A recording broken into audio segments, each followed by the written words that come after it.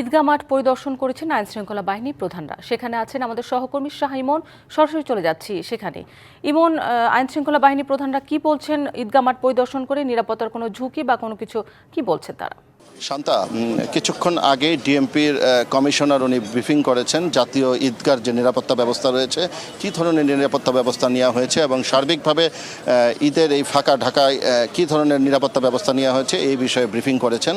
তো আমরা কিছুক্ষণ আগে উনি বলেছেন যে প্রায় 1047টি ঈদের জামাত অনুষ্ঠিত হবে মসজিদ এবং ঈদগাহ মিলিয়ে। জাতীয় ঈদগাতে আপনার 5টি ঈদের জামাত হবে এবং বাইতুল মুকাররমে 5টি ঈদের জামাত হবে।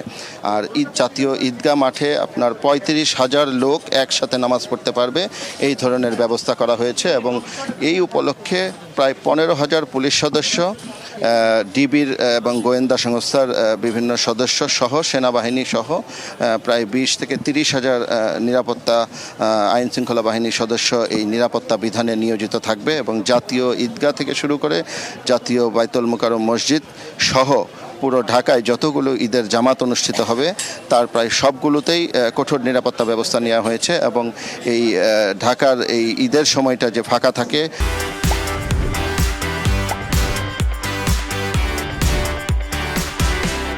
এই জন্য যেন চুরি ছিনতাই সহ যে কোনো ধরনের আইনশৃঙ্খলা পরিস্থিতি অবনতি না ঘটতে পারে, সে ধরনের সব ধরনের নিরাপত্তা ব্যবস্থা নেওয়া হয়েছে বলে ডিএমপি কমিশনার জানিয়েছে।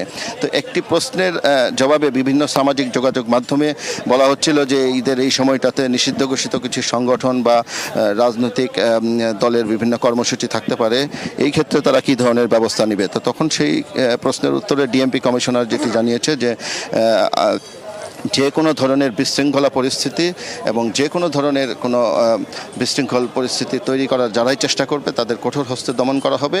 আইনশৃঙ্খলা বাহিনী সব ধরনের নিরাপত্তা ব্যবস্থা সেই অনুযায়ী পরিকল্পনা করে তারা নিরাপত্তা ব্যবস্থা সাজিয়েছে। এবং ঢাকা মেট্রোপলিটন পুলিশের বাইরেও আরও যে বিভিন্ন আইনশৃঙ্খলা বাহিনীর বিভিন্ন সংস্থা রয়েছে, বিজিবি সহ সেনাবাহিনী সহ, তারাও কাজ করবে এবং পুরো ঢাকাকে নিরাপত্তার চাদরে ঢেকে রাখা হয়েছে। এবং ডিএমপি কমিশনার যেটি বলেছে যে পুরো ঢাকা এবং জাতীয় ঈদগাহগুলো প্রায় 5 স্তরের নিরাপত্তা ব্যবস্থা থাকবে এবং সাধারণ মানুষ যেন স্বাভাবিকভাবে তাদের ঈদের জামাত এবং ঈদ আনন্দ উপভোগ করতে পারে, তার জন্য সকল ধরনের নিরাপত্তা ব্যবস্থা তারা ডিএমপির পক্ষ থেকে নিয়েছে বলে জানিয়েছে। শান্তা। ইমন, আপনাকে ধন্যবাদ।